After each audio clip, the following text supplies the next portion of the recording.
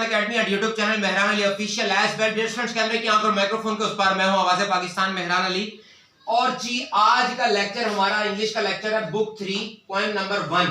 Book 3 point number 1 first year English 11वीं class के students, वो स्टूडेंट्स जो एफए कर रहे हैं, आईसीएस कर रहे हैं, आईकॉम कर रहे हैं, FSc pre engineering pre medical, सबके लिए है आज का लेक्चर। तो जी पॉइंट नंबर 1 है हमारी बुक नंबर 3 की, और पॉइंट नंबर 1 का टाइटल है दी रेन, और पोएट का नेम है W.H. डेविस। याद रखना डियर स्टूडेंट्स, क्योंकि ये बातें रेफरेंस में काम आती हैं, तो आपने याद रखना है। ये जो आपकी पोएम्स हैं तो स्मार्ट सिलेबस में भी शामिल है ये वाली पोएम, यानी पोएम नंबर 1। तो इसमें से 3 MCQs आपके पेपर में आते हैं, और इसके अलावा 4 शॉर्ट क्वेश्चंस, यानी 4 शॉर्ट क्वेश्चन का मतलब 8 नंबर, 3 MCQs, और उसके अलावा 5 नंबर का सवाल आता है, स्टैंजा आता है, जिसका रेफरेंस और कॉन्टेक्स्ट और एक्सप्लेनेशन आपने लिखनी होती है। तो 8 और 5 13 और 3 16, यानी कि 16 नंबर आपके तैयार होने लगे हैं अगर आप पॉइंट्स को अच्छे अंदाज में समझ लें, याद कर लें तो जी अगर ये वाला स्टैंजे वाला अगर क्वेश्चन आपके पेपर में आता है तो आपने कैसे लिखना है। सपोज आपका पेपर में जो क्वेश्चन है वो क्वेश्चन नंबर 6 है, आपने अपने पेपर पर मार्कर से हेडिंग देनी है क्वेश्चन नंबर 6 की, इस तरह से इन्वर्टेड कॉमास लगा देने, और उसके बाद आपने मार्कर और स्केल के जरिए 2 लाइनें उसके नीचे लगा देनी है। एक लाइन छोड़कर आपने जो आपका स्टैंजा होगा उसको जूं का तूं एज इट इज आपने मार्कर के जरिए उसको लिख देना है, और बड़े बड़े करके इन्वर्टेड कॉमास लगा देने हैं। आपसे सवाल किया जाता है पेपर में कि जी इस स्टैंजे का रेफरेंस लिखें, कॉन्टेक्स्ट लिखें और एक्सप्लेनेशन लिखें। तो आपने क्या करना है, उसके बाद एक लाइन छोड़कर आपने मार्कर से हेडिंग देनी है रेफरेंस, REFERENCE, रेफरेंस की हेडिंग देकर इन्वर्टेड कॉमास लगा देने हैं मार्कर से। फिर आपने पकड़ना है अपना इंक पेन, और इंक पेन से आपने ये लिख देना है क्या, this stanza has been taken from the poem the rain written by W.H. Davies. याद रखना डियर स्टूडेंट्स, आपने रेफरेंस में लिखना है this stanza has been taken from the poem the rain written by W.H. Davies. ये आपका जी 1 number हो गया पक्का, ठीक हो गया। टोटल सवाल था 5 नंबर का। उसके बाद आपने मार्कर से हेडिंग देनी है कॉन्टेक्स्ट की, CONTEXT, कॉन्टेक्स्ट, और इन्वर्टेड कॉमास अप्लाई कर देने हैं। बात समझ आ रही है? तो जी उसके बाद और मजीद आपने याद रखना है 1 नंबर आपका रेफरेंस का होता है, 1 नंबर कॉन्टेक्स्ट का होता है, टोटल हो गए 2 नंबर, और 3 नंबर आपके किस चीज के होते हैं, एक्सप्लेनेशन के, यानी टोटल हो गए 5 नंबर।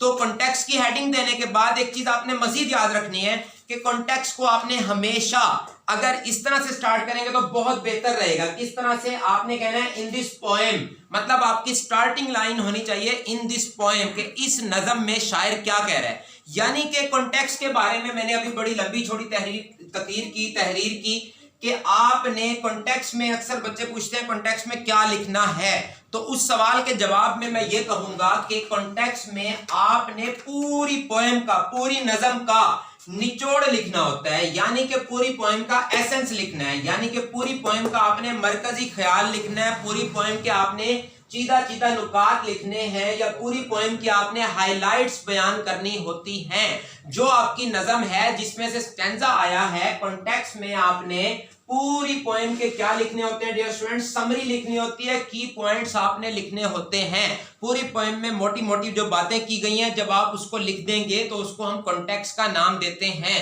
तो आप क्या लिखेंगे जी, in this poem the poet W.H. Davies is picturising the beautiful scene of rain which is falling on a tree. यानी कि इन दिस पोएम, इस नज़म में, the poet W.H. Davies is picturising the beautiful scene of rain which is falling on a tree. यानी कि और फिर आपने कहना है the tree is personified in this poem. यानी कि एक चीज आपने याद रखनी है, इस पोएम में शायर ने क्या यूज किया है, इस टर्मिनोलॉजी को इंग्लिश लिटरेचर में हम कहते हैं पर्सोनिफिकेशन।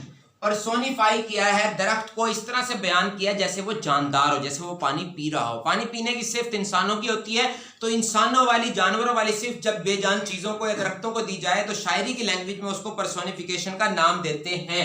उसके बाद डियर स्टूडेंट्स फिर आपने मार्कर से हेडिंग देनी है एक्सप्लेनेशन की, और एक्सप्लेनेशन वाला फिक्रा आपने स्टार्ट करना है इन दिस स्टैंजा। उसमें स्टैंजा को हाईलाइट हमने करना होता है। तो जी स्टैंजा नंबर 1 की तरफ आते हैं। I hear rich leaves drinking rain. I hear leaves drinking rain. I hear rich leaves on top, giving the poor beneath drop after drop. शायर कहता है मैं पत्तों को पानी पी रहे हैं उनकी आवाज सुन रहा हूं, ऊपर वाले पत्तों की आवाज मुझे आ रही है। गिविंग द पुअर बीनीथ, नीचे वाले बेचारे पत्ते उनको वो पानी देते हैं। ड्रॉप आफ्टर ड्रॉप, कतरा कतरा करके, थोड़ा थोड़ा करके।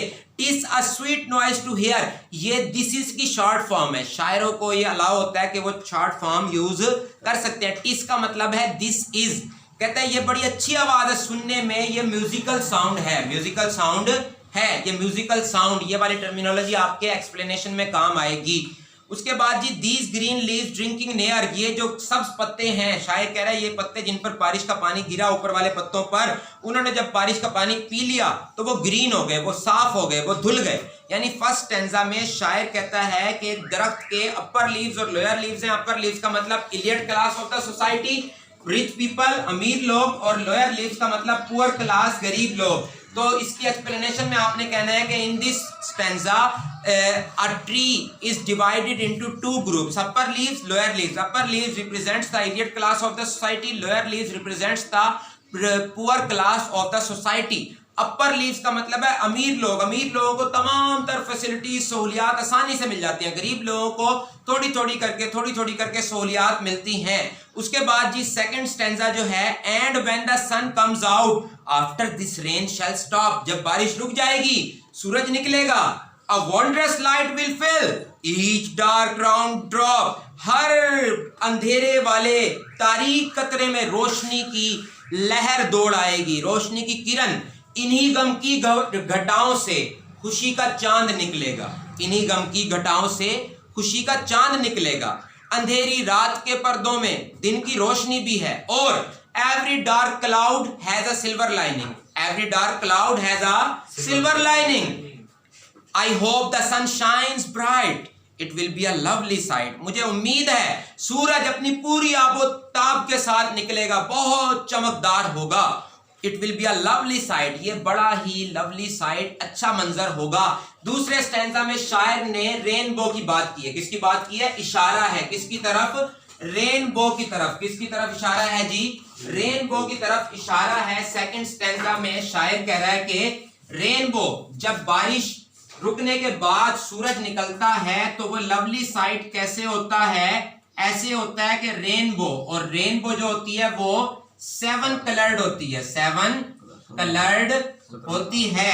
रेनबो के डियर स्टूडेंट्स आपने कलर्स भी लिख देने हैं, याद कर लेने हैं। Violet, indigo, blue, green, orange, yellow और रेड। तो जी ये जो 7 कलर्ड रिप्रेजेंटेशन होती है, व्हाइट लाइट, सूरज की जो रोशनी होती है वो 7 रंगों में जब टूट जाती है, यानी कि कोसे कज़ाह बनती है, तो वो एक बड़ा ही अच्छा मंजर होता है। और जब बारिश आने के बाद सूरज निकलता है तो सूरज की रोशनी तो हर खास आम, अमीर गरीब सभी को मिलती है। तो एक ऐसा वक्त आता है, time is death is a great leveller, मरने के बाद कफन सबको एक जैसा मिलता है, इसकी तरफ भी इशारा है। और बारिश आने के बाद जब सूरज की रोशनी निकलती है तो वो सब पर, हर खास आम पर, हर चीज मुनव्वर हो जाती है, रोशनी से भर जाती है। ठीक हो गया। लंबी है गम की शाम, मगर शाम ही तो है।